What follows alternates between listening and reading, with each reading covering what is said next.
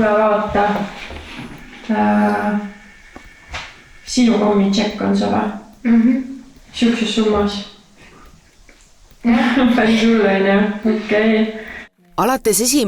detsembrist korjavad 100 perekonnad üle Eesti tšekke, sest talletada tuleb iga viimane kui kulutus. Tegemist ei ole uue riikliku kokkuhoiumeetmega, mis suunab leibkondi oma kulutustele pidurit tõmbama, vaid hoopis uue eelarve uuringuga, mille põhjal langetavad poliitikud ja riigi ametnikud meid kõiki puudutavaid otsuseid. Riigil on vaja teha otsuseid, tuginedes päris andmetele, mitte oletustele. Ja need andmed on nüüd siis Eesti perede majandusliku toimetuleku kohta ja tarbimisharjumuste kohta, mille põhjal siis saab teha selliseid otsuseid, mis puudutavad just inimeste heaolu, sotsiaaltoetusi ja majanduspoliitikaid.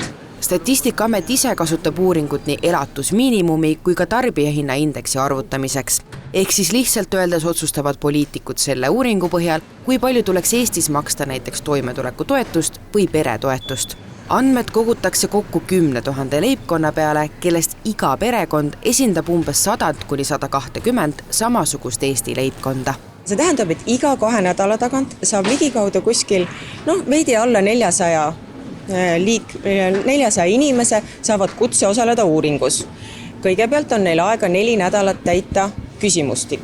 Kui see küsimustik on vastatud, siis ette antud 2 nädala jooksul tuleb koguda kokku siis oma kõik selle 2 nädala regulaarsed kulutused ja meile esitada.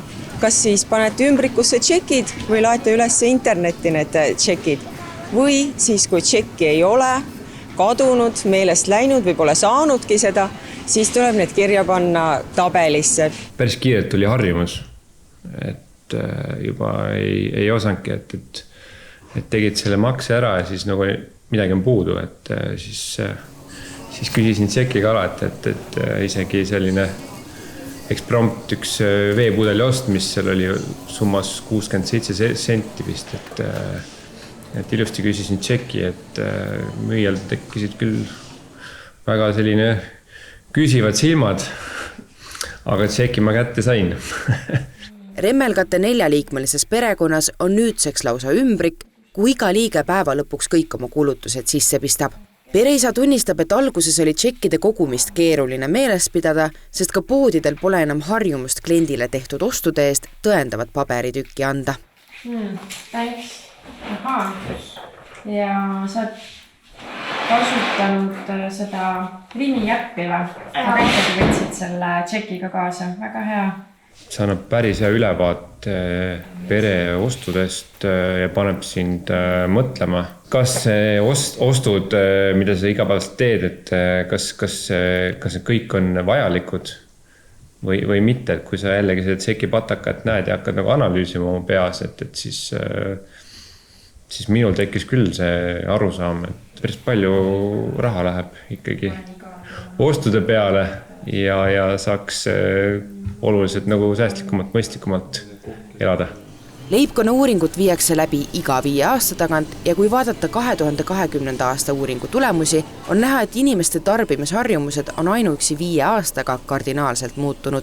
Viimasel 2 aastal on aga hinnad hüppeliselt tõusnud ja inimesed otsivad aina rohkem välismaalt odavamaid lahendusi. Kas siis üldse sellise uuringu põhjal, mida tehakse iga 5 aasta järel, saab nii olulisi otsuseid langetada? Muidugi me tahaksime teha ja on riike, kes teevad ja tegid seda iga aastaselt, aga see on koormav. See on vastajatele koormav, see on riigile ka kallis, et see 5 aasta tagune on nii-öelda meile Euroopa poolt kohustuslik ja see on vajalik meie riigile ka, see on see nii-öelda miinimumvajadus, mida me siis teeme. Leibkonna eelarve uuring kestab kuni 2026. aasta detsembri keskpaigani. See, kuidas on eestlaste tarbimiskäitumine muutunud ning kas poliitikud on langetanud toetuste osas õigeid otsuseid, selgub 2027. aastal.